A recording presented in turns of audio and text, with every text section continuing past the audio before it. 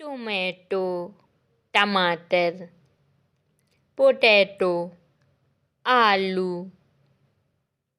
Onion प्याज, garlic लहसुन, ginger अदरक, कैप्सिकम शिमला मिर्च, स्वीट पोटैटो शकरकंद, बिटर गोर्ड करेला, फेनुग्रीक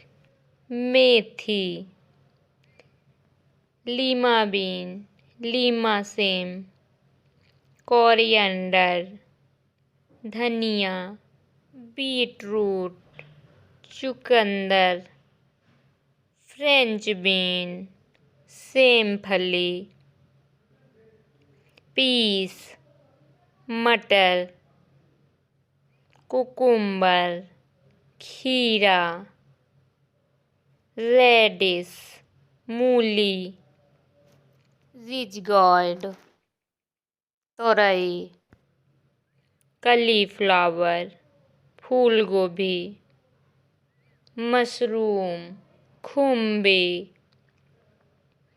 कैबेज, पत्ता गोभी, पंपकिन, कद्दू, कैरेट, गाजर, कुंदरू, स्पिनच, पालक, लेडीज फिंगर, भिंडी, ब्रिंजल, बैंगन, चिली, मिर्च, टर्निप, सलजम. Like, share and subscribe.